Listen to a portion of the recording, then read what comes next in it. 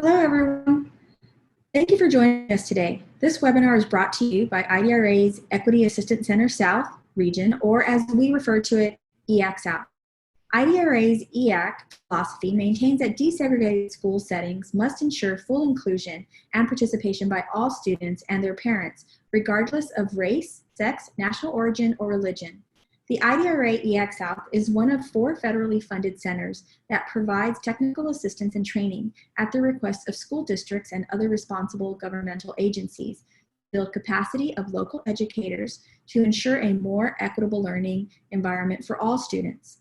Today's webinar, we will be talking about the digital divide.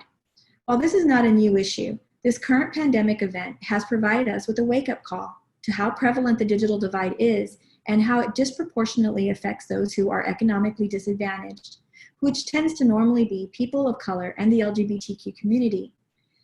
This webinar will explore immediate and sustainable long-term strategies. We also hope to provide you with practical solutions to addressing the digital divide for your students.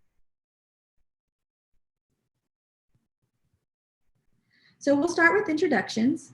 My name is Michelle Martinez-Vega. I am the Chief Technology Strategist at IDRA. I have more than 20 years of experience in designing, developing, and administering professional development for all educators at the state, regional, and district levels. My work is based in the desire to improve academic achievement through the use of technology. In addition to my technology role at IDRA, I am privileged to work with my colleagues on both the Chief Science Officers Program, a student voice, student-led initiative, and the Valued Youth Program, a cross-age tutoring student leadership program. I also serve on the Digital Inclusion Alliance of San Antonio Steering Committee.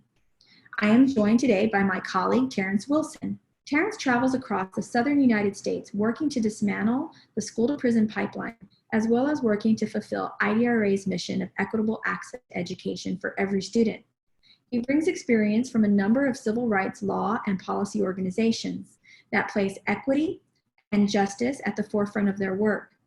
He has worked across the country in organizations such as the Advancement Project in Washington, D.C., the Brennan Center for Justice in New York, the American Civil Liberties Union of North Carolina, the Barton Child Law and Policy Center at Emory School of Law, and the Georgia Appellate Center for Law and Justice in Atlanta, Georgia. Thank you for being here today with us, Terrence. Also joining us today are Jordana Barton, Senior Advisor of the Federal Reserve Bank of Dallas at the San Antonio branch, and Rene Gonzalez, Chief Strategy Officer at Lit Communities. Jordana supports the Federal Reserve System's economic growth objectives by promoting community and economic development. Her focus areas include the Community Reinvestment Act, workforce development, digital inclusion, financial education, affordable housing, small business development, and community development finance. Jordana is the lead author of Las Colonias in the 21st Century, Progress Along the Texas-Mexico Border, and she is the author of Closing the Digital Divide, a framework for meeting CRA obligations. Her other publications include Preparing Workers for the Expanding Digital Economy, Telehealth, a tool for addressing persistent health challenges on the Texas-Mexico border, and telehealth initiatives highlighting the need to close the digital divide. Jordana also serves on the steering committee for the Digital Inclusion Alliance of San Antonio and the Collective Impact Project, Digital Opportunity for the Rio Grande Valley. Rene is the Chief Strategy Officer and co-founder of Lit Communities. He is a creator-builder of fiber infrastructure. He leads the development of long-term strategic planning efforts across all business areas, strategies and potential markets, and integration with project partners and vendors. Rene has over 16 years of experience in project management, strategic planning, project development, and federal and state grant consulting for public works and infrastructure projects. He has worked in both the private and governmental sectors, which provides a unique ability to strategically align the needs of clients and opportunities to leverage financial assistance from the federal and state governments. Over the course of his career, he has assisted various municipalities and government entities on obtaining more than $38 million in grant funding for critical infrastructure projects. Rene is a strong supporter of efforts to curtail the digital divide in communities across the United States, and he is a steering committee member of the Digital Inclusion Alliance of San Antonio. Today, he will share information regarding the difference between lit and dark fiber infrastructure, as well as process timelines for building fiber connections in your communities. And finally, some red flags that you should be aware of during your procurement process. All right, so let's go ahead and get started. And again, Jordana Barton will be our first speaker. Again, we're so pleased and privileged that you made time to join us and provide valuable information regarding the Community Reinvestment Act with our webinar participants. Take it away. I do have a little bit of a slow connection. Spectrum, come on, you can do it. So I'm gonna try to make sure that you don't lose me. I'm so happy, Michelle, that you have called this webinar. And although I am preparing some materials from the Federal Reserve for school districts and for our community so that they can have the best information about the most immediate and practical things we can do right now to connect our families and our children for online learning and everything else they need to do, right, to practice, you know, the orders or directives we have received from our state, local, and federal government on making sure that we're appropriate separation and as well as sheltering in place needs, right? So, so I'm so happy you called this, and I wanted to make sure I took the opportunity to join you in this. So I am preparing right now some information. So let me just give you some highlights of that that I think will be the most useful. Number one, I'm tracking the package that's being put through Congress right now to address the issues that all the communities are facing. You've seen probably on the news the action of the Federal Reserve, but we're also working in the area of broadband and digital inclusion, as we have for the last few years, to try to make sure that all of our communities are connected. For disaster recovery and pandemics and situations like this, for public safety, as well as education and economic development. So we've been working on this for a while, and we have learned some of the best practices. So let's talk a little bit about immediate needs of school districts and families. One of the things, as I said, I was following is the legislation that's through Congress right now, and that's some action that you can take right now with your congressional members. One of the things that's in the Democratic plan is the funding of E-rate and Lifeline, and that would be immediate funds in this emergency package in the form of $2 billion for Wi-Fi hotspots to go that school districts could immediately release with some of the device they're getting access to devices, and we're going to try to coordinate in San Antonio as well as we can to make sure their students have access to devices. But now the hotspots, right? So to do that on a more massive scale, that's in the Democrat plan. It's not in the Republican plan, but they're negotiating right now. So we'll see what happens with that. That might be some action that you could take. $1 billion would go to Lifeline, which is the government subsidy, $9.95 subsidy that you can get. Basically, the service providers get their payment, $9.95 subsidy, and it's to be able to connect low and moderate income people. What this bill is about is speeding that up, right? Making it available as quickly as possible. Then the other things that I'm working on, one of the projects that I've worked on that you mentioned, Michelle, is digital opportunity for the Rio Grande Valley. And one of the things that we did immediately in the community of FAR, which Isra is very familiar with, the FAR San Juan Alamo School District, was immediate connection, and it was through a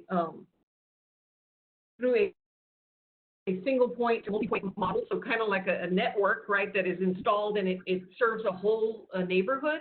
So they and at a very relatively low cost.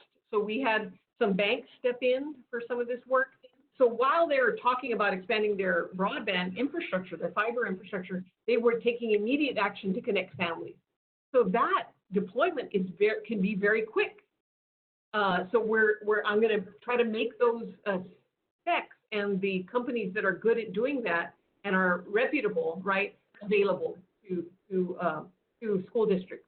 That's a way, and that really is, I think, action that, for example, the Federal Reserve can work with the city of San Antonio in this case to deploy something like this, because the city of San Antonio and CPS Energy, who I'm working very closely with now as well, and we just submitted a publication on this very subject to the Federal Reserve. My co-author in our Digital Inclusion Alliance San Antonio, Gabriel Garcia from CPS Energy, and it's really about the role of local government, right? This awesome, powerful role, because we own the city will own the poles, right, and these access points that are needed to reach whole neighborhoods. So you can do it at relatively low cost and free service, right? So we're looking at some of those solutions, and we're going to look at the data from the survey that the Digital Inclusion Alliance and the City of San Antonio and UTSA did, and as well as some school district data on their connectivity of their own students. I saw some of those reports out of the Rivard report, for example, recently. So we're gonna be looking at how we can deploy as quickly as possible some of these solutions that are cost effective and provide free access. Now, there's some immediate things that you can do also that we're exploring, where people can stay in their car and maybe go to a parking lot that has that we've expanded access in some of our public buildings, right? And they can stay safe with social distancing, but they can go in their car to that parking lot. And that's a worst case scenario, but worst case scenario is that our elders and our students don't have connectivity. But at the very least, for young people, their parents could take them to a parking lot and they could get access to some of their connectivity. So we're going to look at everything, right? In the home, in the first model that we did in FAR with Frontera Communications and using a Cambian network, but which I'll write all the specs down so people can kind of know what works, what has worked. And I'm talking to national organizations, CTC Technology as well, with leaders in the field, right? So we're looking at the quickest and best ways that we can deploy, right?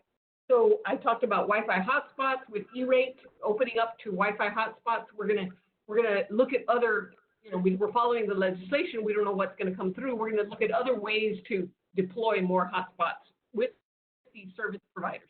So internet service providers as well, which I'm trying to gather right now, are very important in this too, right? For immediate access, for the Wi-Fi hotspots and other low-cost services. And so I'm going to be putting down all the low-cost services. My colleagues at the National Digital Inclusion Alliance also put on have like all the low-cost services.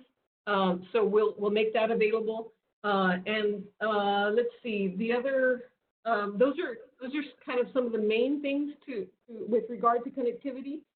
So we're going to put all of that in a document so that everybody on this call and all your colleagues that you can forward it to will have access to what has worked and what are the most immediate things we can do. So I'll just end by saying that we're going to work in partnership, certainly with the City of San Antonio, CPS Energy, the people who own the poles, right, and backhaul. We're going to work with the Housing Authority of the City of San Antonio to hit the multifamily sites, and those are always easier to do as far as the technology is concerned, because it's denser and you can reach all those families in their homes, in their apartments, as well as single-family neighborhoods around schools that need to be connected. And that'll help with the children as well as their parents needing to work remotely and access services and order online for safety and all of those things that telehealth, all the things that we're trying to mobilize right now for public safety. So with that, Michelle, do you want to take questions individually or would it be at the end? Said Jordana, have manufacturers confirmed that they can fulfill the immediate need for laptops and Chromebooks like Apple, Google, Acer, and Asus, etc.? So do you by any chance have an answer for that? Do you know what the manufacturers are doing to address the need for devices? So I just have started the conversations with them, so no, I do not know. But as soon as I learn more, I'll definitely let you know, Michelle, since I'm actually in these very conversations right now. I would like to know too from the schools, right? Because a lot of them, obviously, we've been working on this issue for a long time to close the homework gap and so forth. I would like to know kind of where we are with the school districts, and that's something we can work on together, Michelle. Okay. Where we are with as far as one-to-one, like the students all being given a Chromebook or whatever it is, right, to be able to do their homework at home. Where are we with that kind of outreach already right now, and where do we have gaps that the superintendents and principals and teachers know about already, where we need to close the gap and focus in on those? Okay, it looks like we might have lost Jordana, so we're going to go ahead and move on. Our next presenter, Rene Gonzalez, Chief Strategy Officer at Lit Communities. Thank you, Jordana Barton. Thank you, Terrence, and thank you so much, Michelle, for asking me to participate in today's webinar. I'm very thankful to be part of the team of folks that are solution building during this difficult time, but I'm happy to be here on behalf of Lit Communities and as well as Chairman of the Digital Inclusion Alliance of San Antonio, so thank you. I prepared this slide deck for us today that has quite a bit of information on our company and our process. So if there's anything in here that seems a little bit, that you need a little bit more explanation on, or a term you may not have heard of, or an area that you're of interest that I didn't maybe necessarily talk a lot about, my contact information is available here on the bottom left corner. And so, yeah, I'm always available to provide be a resource for you guys on what you all are trying to accomplish in your own organizations. So basically, to put it succinctly, Lit Communities is a broadband developer. We work with municipalities, counties, cities on forming public-private partnerships to develop broadband solutions, particularly in areas where fiber optics do not have coverage in certain parts of communities or in areas where they're completely unserved. And I'm going to talk a little bit about open access networks and what that is and how that's different from how you probably get your internet services today. A little bit about how we launch our markets and how we actually create externally facing marketing campaigns to get folks onto the network, and a little bit about how the network operates and some of the utility that you get from going in that direction. As I'm probably certain many of you all are, sitting in your homes, I'm hoping, working remotely, trying to solve this COVID-19's impact on your organization, as well as in the students whose lives are affected through the shift in their education to remote learning pretty quickly. As some of the facts and figures that are listed on here indicate, to meet the future broadband needs of America, $150 billion in fiber structure. That's a figure from Deloitte. 19 million Americans lack access to high-speed broadband in the FCC's definition of 10.1. There's some argue that that number is actually far higher due to some inefficiencies in the way that the FCC has taken this information on broadband availability. So I would consider that more a floor of $19 million.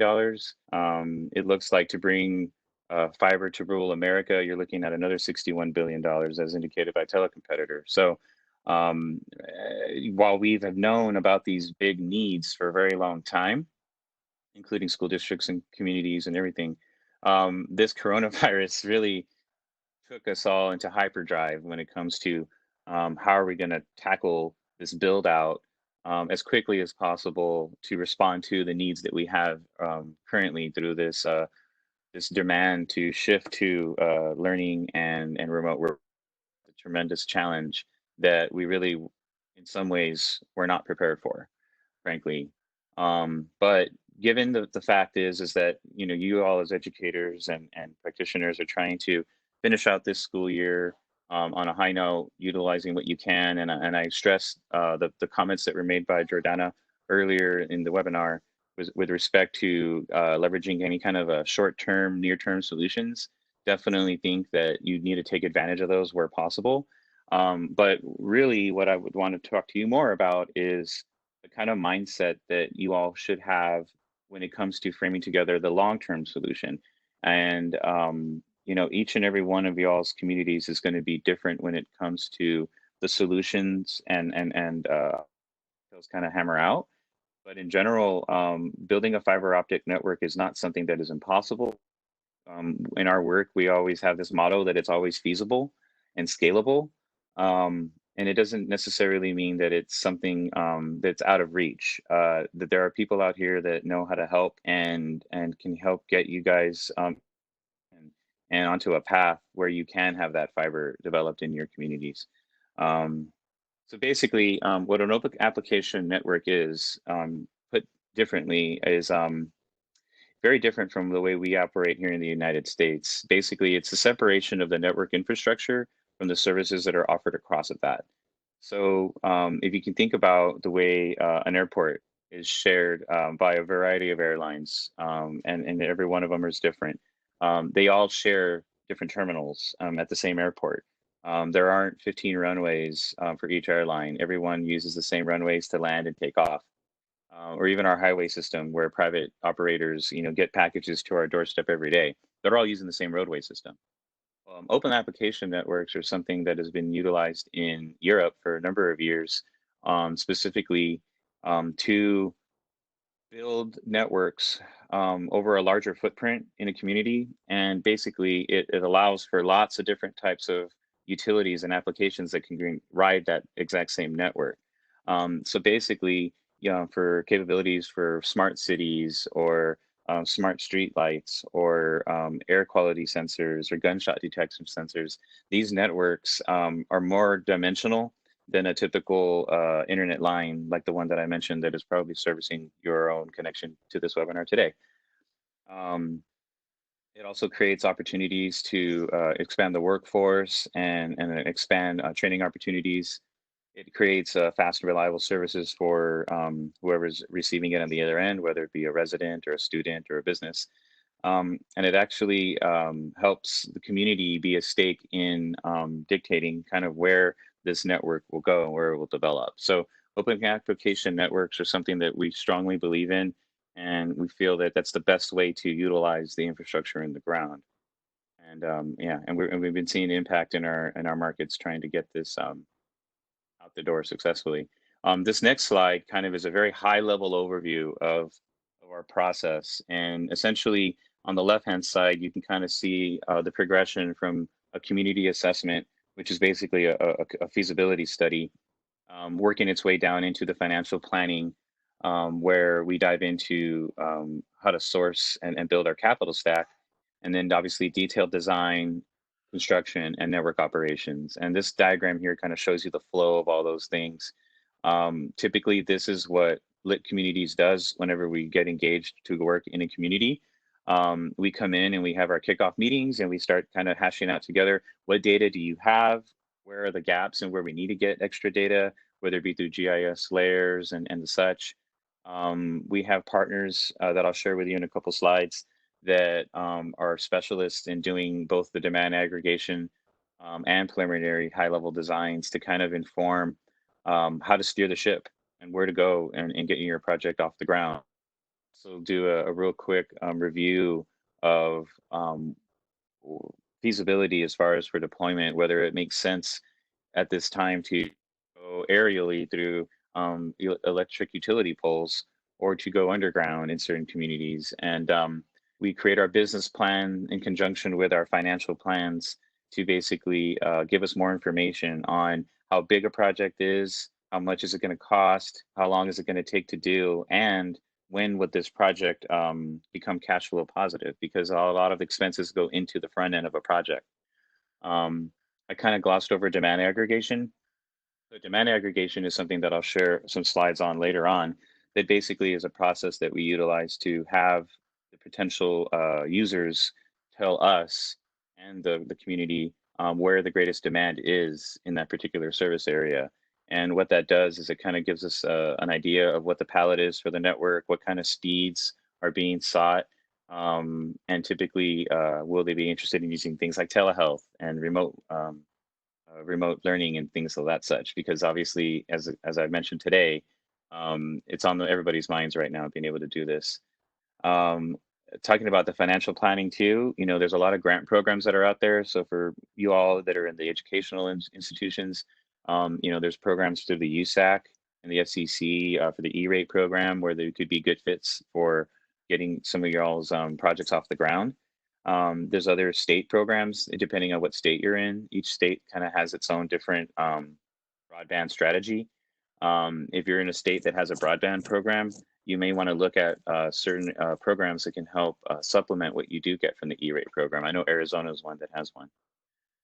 We build financial models, which is kind of what I was explaining as part of the combination with the business plan, is really kind of getting into the nuts and bolts of all the specific line item expenses needed to develop a network, and making sure that all those expenses are put into this pro forma that kind of illustrates to you how a project itself and how it can be scaled. And then we arrange the capital stack, which is basically us kind of saying, plan for funding all the pieces of this network. The detailed design, construction, and operations aren't really any items I really want to get into today because basically once we know the area where we want to go, where the greatest demand is, then we basically go into a phase of greater level of design where we're creating actual plan drawings, submitting those drawings for permit approval with either the pole owners or the folks that own the utility right away. And then eventually, once we get the permits to construct in those areas, then we work with our construction vendors to start getting this thing built. And once it's built, it gets lit. So that's basically the high overview process that we take in that aspect. We work with our communities on implementing policies that are friendly for fiber optic network deployment. Some of you may already have this as part of y'all's building and development strategies or policies. But basically, dig once is basically the ability of once a trench is being exposed and worked on, whether it be for a roadway project, a sidewalk project, a water line replacement, or a storm drain replacement.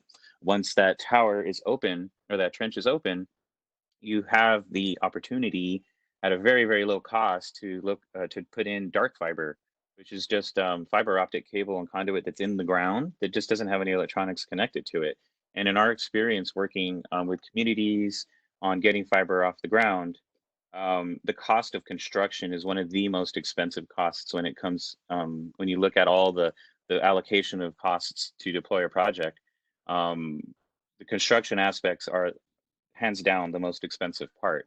So if you're able to utilize the location of dark fiber in trenches and areas where you already have those trenches exposed, then you're drastically reducing the cost to get fiber in and around your communities, in and around your schools. And it's obviously a very, very good policy to have in place. Some of these other items on here are other aspects that help make things expedited, whether it be a streamlined permitting fee or having agreements to have a franchise fee agreement with certain providers and or developers. Wireless and small cell policy, which is obviously everybody's talked about 5G and how important that is as far as the evolution in our ability to communicate through our wireless innovations. This is all going to be in conjunction with that because you can't do 5G without fiber. So having a group of these policies in place is just very helpful for doing that. And obviously, like for greenfield developments, whenever you have a developer coming in to do a project in your area, in your community, you can require that they put that dark fiber in the ground. And dark fiber just basically means that it's in the ground, it just doesn't have any electronics connected to it. And once those electronics and service and network has basically been, services have been provisioned, now that network becomes lit. So it's this evolution of a lot of different steps it takes to get to a lit network. Just real briefly, this is kind of what Lit Communities is utilizing the open application network for, to allow for your typical internet, voice, and cable TV, which is what we typically enjoy in our own homes for the most part, for those who have it, but also opens up the door for telehealth services to be able to provide on here. And I think even down the road, there may be even educational from ISPs that cater directly for remote distance and remote learning. So I definitely feel like the open application network model is conducive to having all those different add-ons that can get to the actual televisions and computers that are in everybody's homes in your communities. This is less applicable for you guys with the smart home apps, but basically, have the ability to automate a lot of your facilities. And I think for the case of school districts, this might be something that they're already doing with regards to bringing a lot of their HVAC systems and lighting systems and other kinds of building maintenance aspects through an online portal. So there's just a lot of ways in which those can all be utilized in conjunction with this approach. This slide real quick just shows you what that marketing process looks like when we're working in communities. This is one that we're doing in Medina County, Ohio, which is just south of Cleveland. But basically, you go in and you provide your address, you tell us where you live and what kind of internet you're looking at wanting to sign up for. And then you can indicate whether you would like some telehealth added to that. Like as you can see here in this case, telehealth is something that we're offering in that market with our partner Docity. And then we get a little bit more information about you. So that way, whenever we are actually rolling out with construction, we're able to kind of communicate with our clients saying, hey, we're building in your area and we'll be out there next month for construction, that kind of thing. And we maintain a chat that we're able to communicate with people that have tons of questions on the process. And then as far as our Lit Communities team, just real briefly, a good amount of us, over half of us, I think, share a strong background on the engineering side of working in projects with AT&T, Verizon, Google Fiber, and basically have all worked on the engineering side on planning, designing, developing all these projects. A couple of us have experience in the construction end of things, and then lastly, we've got folks that have experience in the financial sector, working with banks and financial institutions regarding these projects. So in general, we have a pretty well-rounded team that comes to the table to solution build. The next couple slides just kind of illustrate a little bit of that experience that I mentioned in some of our build outs and where we've done our work. And essentially, we work with some of the best partners in doing this stuff. And as you can imagine, a lot of information is online or is in data sets. So one of our first and more important partners that we aligned ourselves with is Vetro Fiber Mapping. We're able to we have an extensive partnership with them, and we're able to utilize a lot of GIS data and cost information that they have to help us get those very high level thumbnail costs and the metrics that go into our financial models. And they're very key in working with us. Same thing with continental mapping, basically being able to leverage LiDAR data that can help tell us whether poles have the capacity to have an aerial deployment or to show us where existing utilities are, things that help faster and reduce the overall time frame to get a project in the ground. We work with a variety of different constructors that specialize in broadband and electronics, such as Nokia, which I'm sure you've heard, and Corning, who also builds, the glass that goes on everybody's cell phones. They also do the glass that goes in the fiber optic realm. So, like I said earlier, tuned with Next Century Cities, Broadband Communities, National Digital Inclusion Alliance, specifically even in this space, on making sure that our networks are speaking to the needs of the community and answering those demands. Before I wrap it up, I did kind of prepare a couple comments that I felt would be helpful as kind of takeaways on this aspects here. And as you can kind of see from what I've discussed, public entities are finding innovative approaches to developing their own fiber optic infrastructure to address significant gaps in both accessibility and affordability. And one thing that I forgot to mention about the OAN, or Open Application Network model, is that by having the network open to all these different services, it also opens up the door after a certain time frame to have multiple ISP providers. I'm almost certain that if you've ever tried to get better internet service for your own home or business or your school, sometimes you only have like one or two choices, and sometimes it could be bad and even worse as your choices.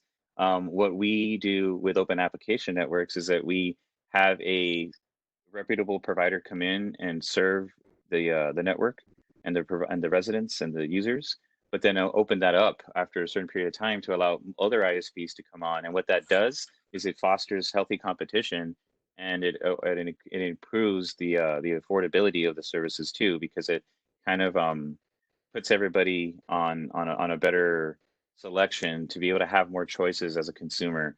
And that's something that we just feel like is a convenience, and it's something that a lot of providers don't really like, the fact that you can break up with them and go get service from somebody else. So that's why customer service ratings are very, very low with incumbent providers, is because who are you going to call? They're the only one that serves you, right? You're kind of stuck. Well, OEMs are going to help get communities unstuck, and you're going to give you more choices through that. Another takeaway too is focus on those short-term solutions to help your students out. You obviously you have timelines to finish out the end of this year, but as you're thinking about next year and into next school year, into the fall, think about the fact that infrastructure isn't built overnight. Lighting up your community takes strategic planning, dedication, and resources to be successful. Um, like I mentioned at the very beginning of this webinar, um, this is feasible. Broadband is always feasible, and it's always scalable. So if you can commit to the vision and the resources required to getting this done, you're already doing what you need to be doing. This isn't an overnight process, but it's done with the right approach. So I just encourage you to be positive and focus, like I said, on helping your students on the short-term things, but think about the long-term opportunities and think about what you can accomplish over that time frame. I already discussed the short-term items there, and I would keep your ear to the ground on things that are happening on a federal policy basis. I anticipate a lot of injections of funds in the E-rate program, some relaxing of some of the rules and regulations, like Jordana mentioned, during this COVID transition. So just keep your ear to the ground there. I would highly suggest following the Benton Foundation and the National Digital Inclusion Alliance. They provide an insane amount of information and resources in real time about any kind of developments that are happening in DC regarding the needs for the homework gap, to address the homework gap. Create partnerships with experts, providers, and community organizations to ensure your projects are making the impact you intend. If you have an economic development corporation in your town, if you have somebody in the city council or the city administration or the county that is a strong believer and a champion of broadband, put them on your stakeholder team. Build coalitions by talking about what you need and the gaps that are there, and get folks invested in the solutions to be there. You know, we come in and we provide a lot of the technical and financial expertise, but a lot of times it has to start with the organization themselves, and there's got to be champions from within that organization to drive this project, and you got to have champions, whether it be within your organization or outside your organization. But number one, don't do it in a vacuum. If you're doing this for your students or for your kids, their needs have to be at the forefront of that solution. So, you know, we pride ourselves on being at the table together with these stakeholders as we build these solutions, rather than just building them in a vacuum. I know you guys already probably already do your projects like that anyways, but it's just something helpful reminder.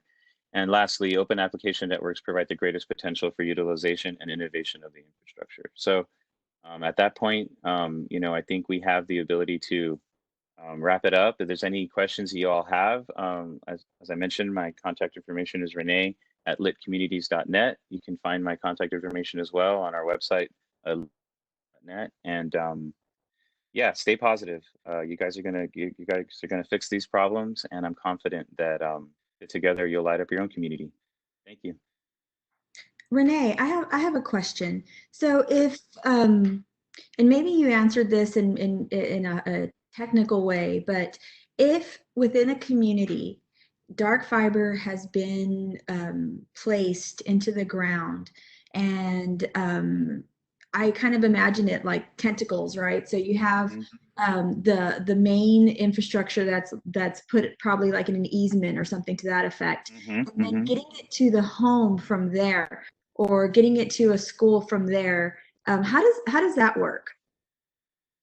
Well, first you have to kind of understand where that dark fiber has been laid, how many strands of fiber are available. If the conduit is not being utilized well and the fibers aren't and the strands are available, then you're then able to kind of understand how much capacity can ride on that particular network. If it's a couple strands, it may be suitable for a certain application or two. But if it is like lighting up an entire a residential neighborhood or business district or something, it may need a lot more than what's available. So the first step is looking at what is already in the ground. How much is it? How much of it is in the ground, and where is it at? Now, to understand the cost to extend that network, that's where we go and use the GIS mapping that we talked about with I mentioned with Vetro fiber mapping, where we go into portals that they have, and we're able to kind of draw on a line where that existing fiber is, and then kind of connect that through another line, or continue measuring how many miles it would be to connect to any available backhaul fibers that are also available, or other dark fibers that are in the ground. So basically it is kind of like tentacles, and you're looking at kind of like on Google Maps. If you've ever measured on Google Maps or Google Earth, you know, how far is it from, you know, my house to this neighborhood? Or if you've ever kind of traced your own running routes, it's kind of like that. And once you know the metrics as far as linear feet, we're then able to then take the metric for construction costs that we have from that community to kind of inform what the total cost would be. So to extend fiber a mile, you know, we'll have a metric to say, okay, it's going to cost this much per mile or per foot, and then kind Okay. of inform the model that way. So it's kind of the more details that you get into through the data, the more granular that it gets, if that answers your question. It does, because that's where I was confused. And you know, we talk to a lot of school districts where they say they know that fiber has been placed in the ground, but yet they still do not have connectivity. So from everything that you've said today, it sounds like yes, it's there, and it's just that last mile connection that you were referring to that needs to be established, and then that's what your organization is able to do. Correct? Yes, ma'am. And you're 100% correct. I mean, I was just on a call yesterday with a major city in the United States school district, and they basically said, we know we have fiber outside of every one of our schools. And I was like, this is going to make deployment so much easier, because what we can do now is look at ways in which to leverage those assets that are already in the ground in conjunction with more medium term solutions. So maybe kind of looking at working with or wireless providers that serve through the E-rate program, and see if there's ways in which that fiber can be extended slightly into a neighborhood with like a larger tower that can maybe provide service to a larger group of people, rather than a small little personal a Wi-Fi hotspot, right? So, you know, those are all part of medium-term solutions, and eventually the long-term solution could be to extend that fiber into their actual premises, right? Because each and every application is going to um, have its own and you know, impact, or it's only going to reach 50 feet or 100 feet or a mile, right? So each one of those things, types of electronics and devices and solutions, are going to have different capabilities and capacities. And actually, that's reminding me, one big thing that I forgot to mention during the slide deck is that you know, I've been hearing that there are certain um, school districts in certain states that are allowing a lot more flexibility for superintendents and district leaders to be able to procure quickly and get their hands on hotspots and devices and things of that such. I just want to caution folks on this call to be very careful of anybody that could be preying on a desperate situation.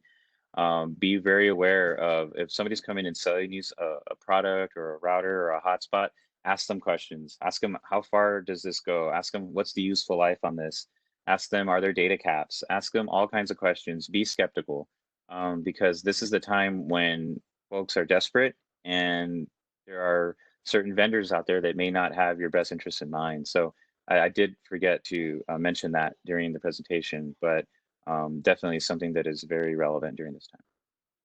No, thank you. Thank you for saying that, because that's one of my biggest concerns is, you know, in this mad scramble to make sure that students have what they need, you know, most educators aren't subject matter experts in this. They're not the practitioners. They don't even always know what the right question is to ask. And so having someone that they can talk to educate them on this topic will help them make a better decision, a better, more well-informed decision, and will ensure that they are creating infrastructure that is not only going to be valuable to them now, but in the future.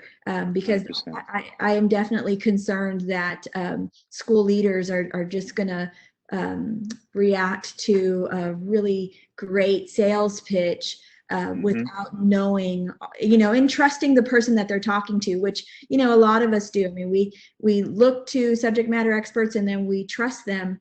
And so this is that moment where, we're putting a lot of trust in a lot of people. And so, how do we know that we're safeguarding ourselves, our budgets and our students and all of those things? So I appreciate you mentioning that. Thank you. Yeah, definitely. You're going to see a lot of short-term band-aids come to the table, I would anticipate in the next month or so. And that's what they really are. They're short-term little fixes just to get us through the end of the school year. So just understand that before you expend millions and millions of dollars on equipment that may be kind of useless a year from now, because you didn't have asked the right questions, and you let a really savvy salesperson come in there and kind of steer you in one direction, right? So I think you all will be fine. Just approach with caution. Okay, awesome. Thank you so much. I really appreciate it. Great. Well, it was a pleasure to present this information. And like I said, if there's any questions, if I gloss to do something too quickly, or there's a technical term in there that is a little bit nebulous, I'm available for help. So anything you all need, feel free to contact me. All right, we're going to go ahead and move on with our next presenter, Terrence Wilson with IDRA. Great. Thank you, Michelle. And I want to thank my colleagues for their comments. And, the reason that I'm on this webinar today is really to provide a little bit more context around how we can think about some of these issues. And one of the prompts and one of the reasons behind this webinar was to talk about some of the long-term solutions to some of these challenges that we're facing right now, dealing with COVID-19 and the digital divide that has been a persistent issue with a lot of our communities. And from IDRA's perspective, one of the things that we feel like is vitally important is really to have a process that includes families and students of all different backgrounds, and really to understand the context under which a lot of students from marginalized communities are going to be interacting in this new space. This is really a great new frontier in some ways around some of the moves that are going to be making, and there is going to be a concern to make sure that the schools are going to have a concern to make sure that they're doing something to combat some of the situations that they're seeing, and that's a very important thing. But it's important for us at IDRA to make sure we're thinking about students from those marginalized communities, families from those marginalized communities, making sure they're involved in these processes, and also making sure that we're thinking long-term about the sustainability of these institutions, and that we're going to be promoting policies and practices that aren't going to harm our students in the long run. And so I'm an attorney, so a lot of the way that I think about things is from a legal perspective. And so there are a lot of different laws and policies that are going to be involved and that are going to be changing. Jordana mentioned earlier, there are going to be a lot of changes coming from the federal Congress that are going to have new opportunities for folks. And so we just thought it would be important, as we're talking about the digital divide and we're talking about ways that we can move forward as school communities, and that we make sure we're thinking about how these issues are going to impact some of our most vulnerable students. And through the EAC, as Michelle mentioned in the beginning of this webinar, we're really focused on making sure schools are equitable as it pertains to race, as it pertains to culture, ethnicity, as it pertains to gender and religion. So those different populations are going to have different responses as we're trying to move forward. And so the first part of what I'm going to do is talk a little bit about the context and how, as things are changing and rules are changing with regard to virtual instruction, how it might have an impact on a lot of different categories that are included in the digital divide. that we want to make sure we have in the front of our minds as we're making policy choices and policy changes. And then I'm going to talk a little bit about kind of some of those long-term sustainability things that you can do involving families to make sure that you're bringing them along and there are no students that are going to be left behind as we make changes. And so there are a number of different policy areas where we think that, you know, the changes that are being made as a result of COVID-19 and the coronavirus and the way that we've, you know, really fundamentally changed how students are being educated, at least in the short term. There are a lot of different impacts that we think they're going to have. So one example we think that is going to be impacted is obviously with funding, right? With students staying home and with families staying home, there's going to be just less funding for our schools. So as we're looking at how to expand access and how to provide, you know, different kinds of connectivity to our students, we have to also keep in mind that, you know, because people have stayed home for the last few weeks and maybe staying home for several weeks to come, you know, those sales tax revenues, those other kinds of budgetary impacts are going to be there, right? And so there's going to be situations and conversations going forward about how to deal with having, you know, less money as a result, right? So when you're looking at how to increase the digital or how to decrease the digital divide, you want to make sure you understand that funding is going to be a huge part of that. None of the solutions that were mentioned by my colleagues in the previous presentations, none of those things, I won't say none, but few of those are free and they take a lot of planning and they're going to take resources and support.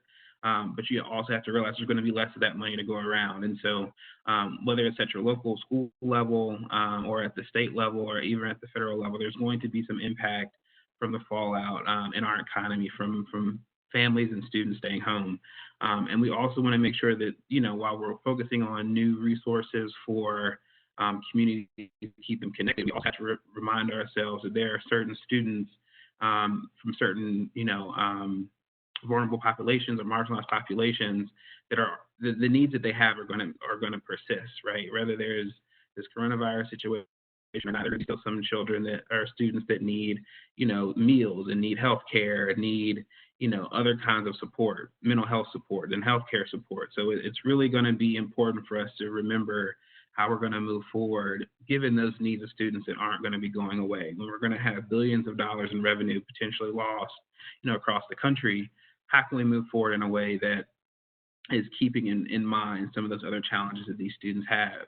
We think about, you know, in terms of higher education, with the way that the schools have gone, there are going to be a lot of changes with regard to who can graduate and how students can graduate. And especially, you know, when we're talking about students of color and other marginalized students, making sure that those students who are relying on some of these virtual ways of instruction and from whatever perspective, they may not have the access.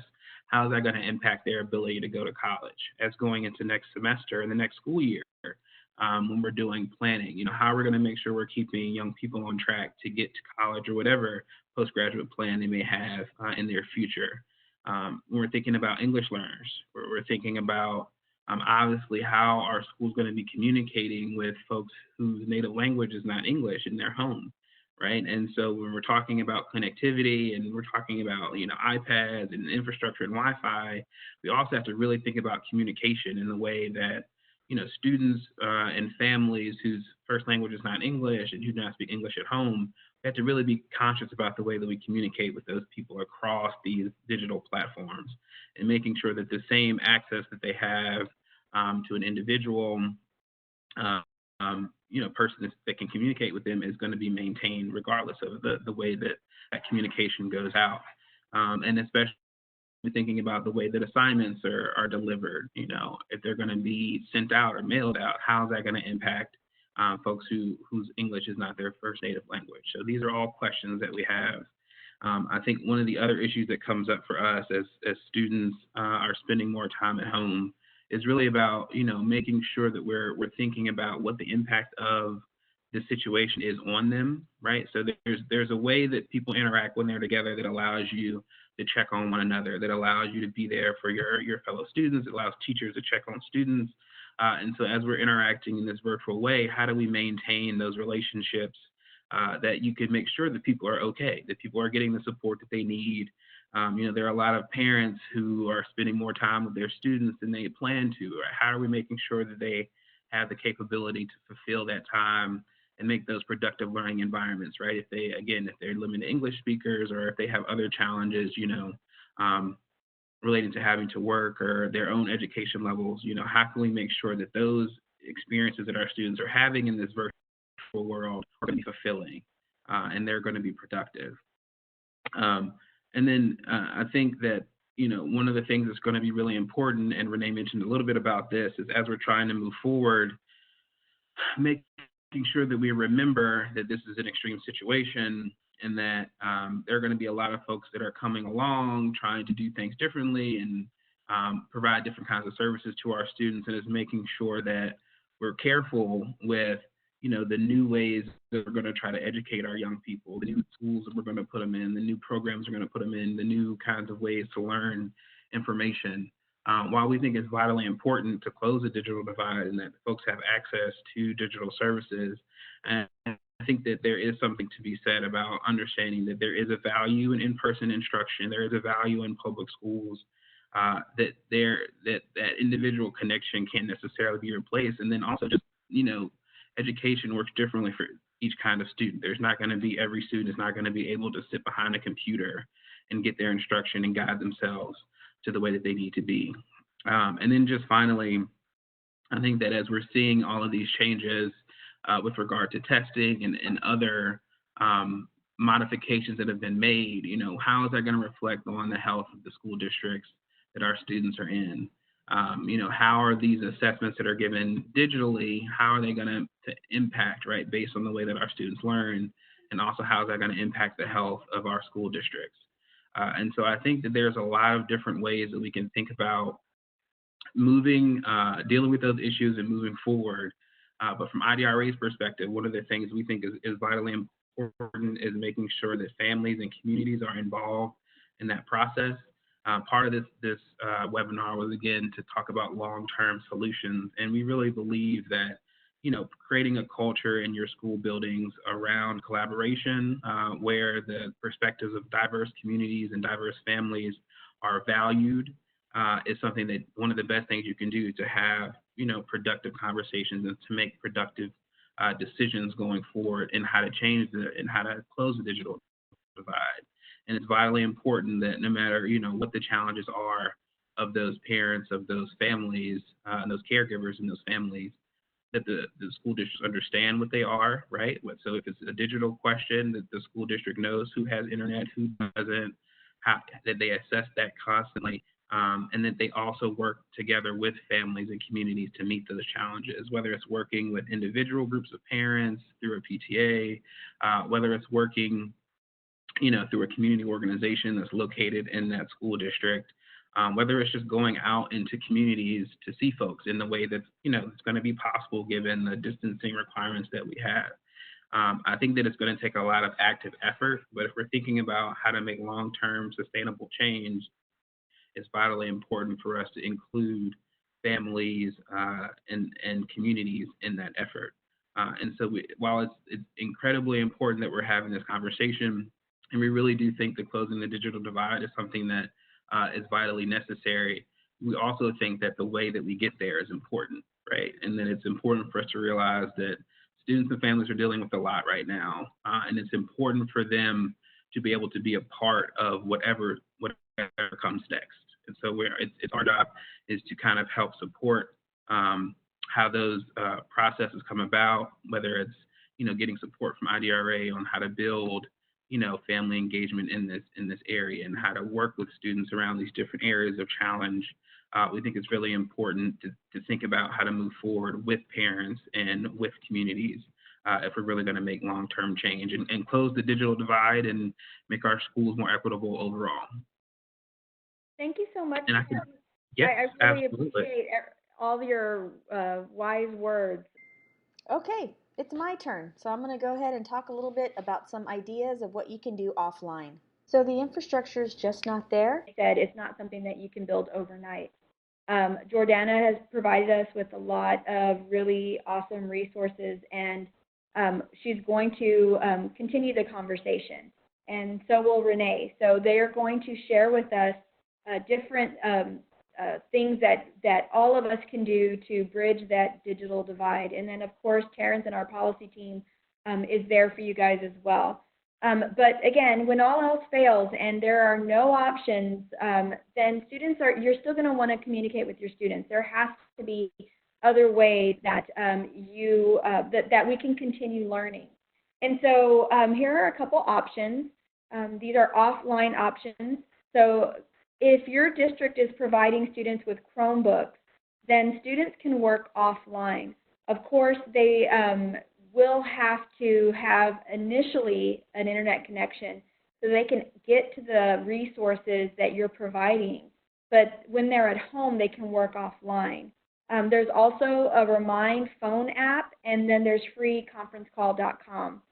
So let me kind of talk a little bit about each one of those. So for Google Offline, students can save and open Google Docs, Sheets, Slides, all of those things offline. But before you can do that, you must be connected to the internet, as I mentioned just a second ago. And then also, you'll want to talk to your school's technology department. It may be a feature that they've disabled, and so you'll want to make sure that it's enabled before you pitch the idea to a student. Also, you'll want to make sure that the students have access to the Google Chrome browser. So if they're using a Chromebook, that's not a problem. But if they're using any other type of device, you'll want to make sure that Google is installed on that device. Also, Google Offline will not work on any private browsing. So if you're in incognito mode or if you are using Safari, it's not going to work. And then you'll want to install and turn on the Google Docs offline Chrome extension. Again, you want to make sure that there's enough available space on the device that the student's using so that when they are working offline, the machine can handle the storage capacity that the student's going to need. And then when the student's done, what will happen is at some point during the week, they'll be able to hopefully, kind of like what Jordana was saying, is access one of the free and open Wi-Fi hotspots that's available through our public organizations like the school, the public library, or the school campus, or Starbucks, or McDonald's. I mean, a lot of those places you can park in the parking lot and use access. I mean, I've done it before as a student myself. So it's, the Wi-Fi is available, but the students will have to connect at some point. So thinking about the parent schedule, the student schedule, just kind of keep that in mind because the students can do their work, but you may not receive it till the end of the week. All right, so the Remind app. The Remind app is something that you would use on your cell phone, or you can use it on your computer, or you can actually use it on an iPad or tablet.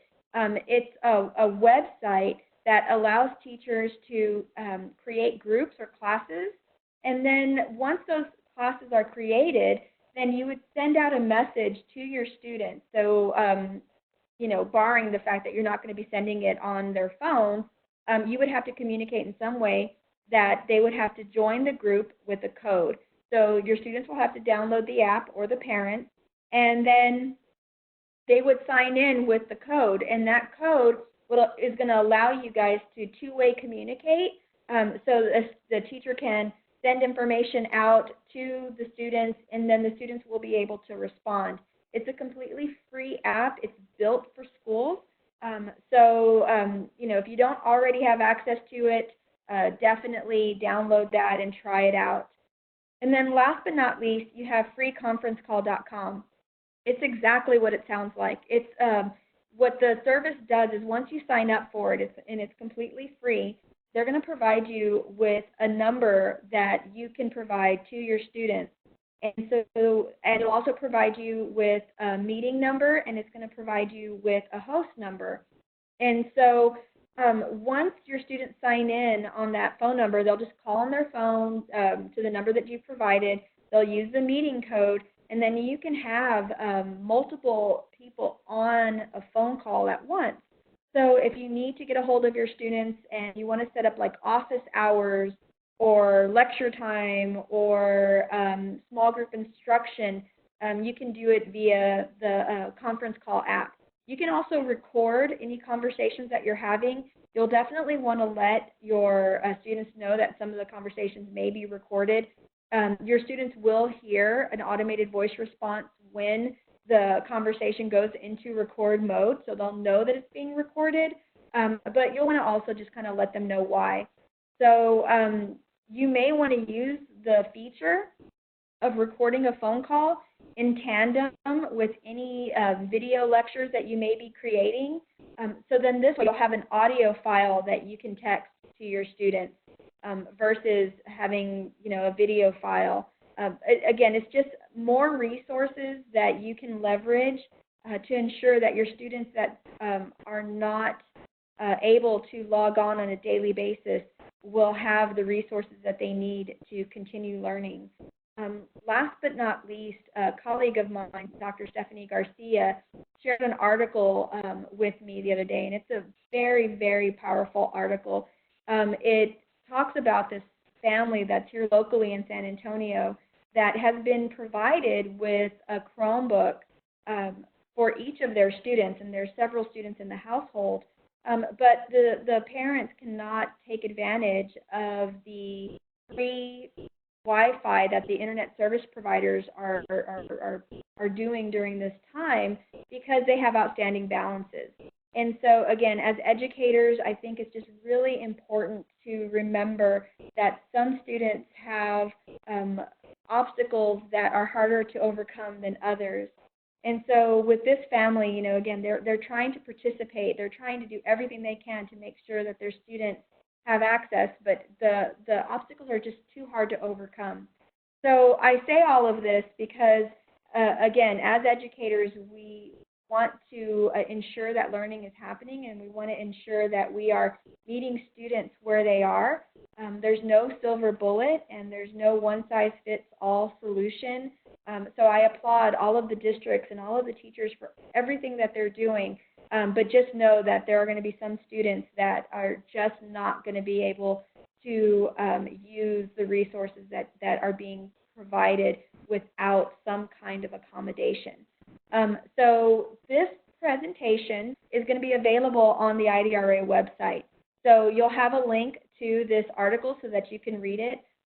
In the meantime, I think I just want to also talk about one other piece of the article. It does show you by district locally here in San Antonio the device gap. So not only is there the digital divide with internet connectivity, as Terrence was talking about earlier, there's a device gap. So even if the students are being provided with Chromebooks, please know that not all districts are able to do that. So there may only be one computer at home. There may not be any computers at home. There may just be tablets. Wi-Fi. So this family that's in this particular article, the mother can provide a hotspot for her students on her phone, but that's dependent on the fact that she's home because she is a working mother, and then also on it's dependent on the data. So she knows that if she just puts the Wi-Fi hotspot on, that data will get sucked up within one evening, and then they won't have any internet access for an entire month. So again, be cognizant of that and just kind of talk to your students to find out where they're at in regards to those issues so that you can make the accommodations that they need. All right, so at this time, we're going to go ahead and get some last comments from each of our presenters. Let's go ahead and start with Rene. No, I think you really hit home that last point. Solutions need getting out of your comfort level is like out of the question at this point. Like we're all trying things and solutions that have never, maybe in some cases haven't been done before by your organization. So keep an open mind and don't be afraid to try, because the worst that can happen is that it won't work, and you got to learn how you can tweak your solution. So yes, this is appears to be an insurmountable type of a problem, but I'm confident that the fact that you're here listening to webinars today and you're seeking more resources and information is exactly what you need to be doing. And with the right in your own organizations and other partners that you have to do your projects, I'm a firm believer and I'm optimistic that we're going to figure this out together. And us as digital inclusionists and others that provide expertise in this area, I know we're here for you. It's almost like the major leagues are here, and we're ready to be called up to help out. So this is a very wonderful thing to be a part of. I thank you so much, and the IDRA for thinking of this webinar series. And yeah, let's put some rapid responses into work. Jordana? Thank you, Michelle. I'm grateful that we're able to reach such a large audience, a very important local government, our school districts that have a lot of role to play in closing the digital divide in partnership with cities, which are another very powerful tool in closing the digital divide because of their ownership of rights of way and poles and infrastructure that can be a backhaul to open access networks and free networks that we're going to, I think this experience has made a case for immediately in all the ways that we can, from access in the home to access in multifamily housing in low-income areas to access in parking lots and things like that. Just making access to broadband ubiquitous so we won't have these issues. As far as the devices and making sure we're looking at the three legs of the stool of digital inclusion, that's so important, Michelle. I'm glad you pointed it out as some of the foundation of our work at the Federal Reserve is, hey, you can't just do one of these things. We have to try to work on all three things, the affordability and the service itself, which has to do with the access to the infrastructure, the affordability of the devices, and the training and technical assistance that we can also make available. So all of those things are important. And as I am finalizing this document that's going to be made available to you on the IDRA website, I think you'll find some resources that are trustworthy and some immediate action that you can take with your local providers, with us who are mobilizing in San Antonio, with the city and CPS Energy and others we can make broadband more available to whole neighborhoods. We're looking at those options and looking at the technologies that are going to allow us to do that more quickly in the model of, for example, what we did in FAR with the city of FAR, very creative and innovative mayor, Ambrosio Hernandez, and the school district in bringing connectivity to the families, to the students, to close the homework gap. So we're going to make all of that available to you so you can see what works, and then we're going to be looking very closely at the legislation right now for COVID-19, the legislation before the Congress right now, which will free up E-rate funds and which are very important to the building of the networks for schools, which I'm sure many of the IT officers at the schools know that very well because they've probably done E-rate grants and built their own fiber in their school. But also loosening up, there's also some calls to loosen up some of those E-rate requirements. So if that you can use, so we're going to look at that as well. Are we going to be able to open up your networks in some ways to the neighborhoods around you, even though E-rate has strict guidelines? So looking at opening all that up, the current legislation with E-rate and Lifeline is all going to be very important. And then as well, we're calling together the internet service providers like Spectrum and others, and really looking at some of their very low cost services and how we can help subsidize families or bring those services to families. Spectrum has Internet Assist. The other companies have different programs, very, very low cost with enough speed and capacity for multiple devices if you have several children in the family. And they need to do these Zoom classes with their schools and teachers that makes it possible for them. So we're looking at all these areas as well as the devices and any technical assistance. And so we'll be updating you through the IDRA website, certainly with a handy guide, but also just as we learn, because we're all learning together how to do some of these immediate things. And of course, the Federal Reserve, we've been publishing on this issue for a long time. We want to use the best practices to help school districts and cities understand the incredible role that they can play in investing in broadband infrastructure to make open access networks that Rene works on possible, and to use that backhaul to be able to do that. So we have short-term, we're looking for short-term, and we know the kind of the long-term solutions and where we will actually want to be, so we're not in this position again in the event of a future emergency. So thank you very much for having me. We want to be a resource. This is important to the safety of our community. This is important to our country and our economic well-being of our families and financial stability, the ability to work from home, and ability to stay safe and get through this in the most effective and humane way that we can. And technology is just a means to an end.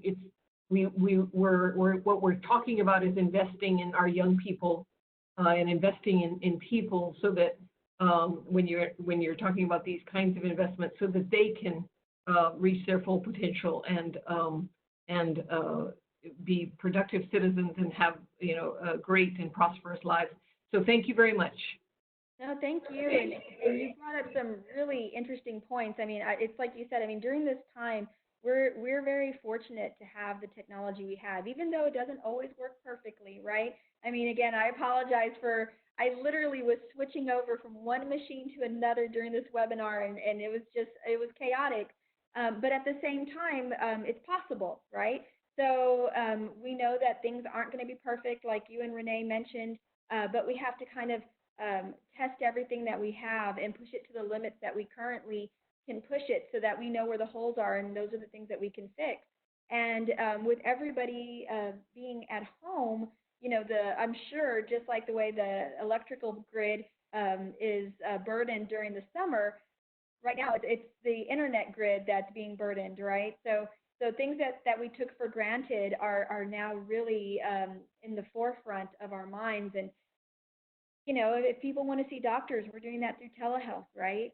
If we're working, and we're very blessed to have that option from home through the internet. And so the families that don't have that capability are losing income. So just as you said, I mean, it's really all aspects of life at this point. And hopefully we'll get to a point where the internet is a utility and it's not just seen as a luxury, because I think that's really what's going to help the families that are disproportionately affected by the digital divide make those strides. So I'll go ahead and ask Terrence, how about you? Do you have any other comments that you'd like to make before we end the conversation? I mean, you all have said it so well. I think from my perspective, it's really just a conversation about equity, and part of making sure our schools are equitable is making sure we understand what the needs are of our students. And so to the extent possible, I think it's vitally important that we understand what people have access to and what they don't. And I think going forward, it's vitally important to involve those folks who are going to be most impacted in the decisions that are going to be made. And so IDRA is here to help. These webinars, our staff, this is what we do, and we believe in this wholeheartedly. So I encourage folks on this webinar, if they have questions, to reach out to us. But I think it's really important, the investment, as Jordana said, it's vitally important for us to invest in our students for our future, but it's also as important that we do it equitably in a way that understands how to meet people where they are and to give them what they need. So I'm just very fortunate to be a part of this conversation, and I hope that it continues and that we can bring in more of those folks who are going to be impacted by these policies in the future. Awesome. All right, well, I'm going to go ahead and end it. Thank you, everybody, for joining us. Stay safe, stay healthy, and we look forward to seeing you next week at the next webinar. Goodbye. Thanks, guys. Thank you all.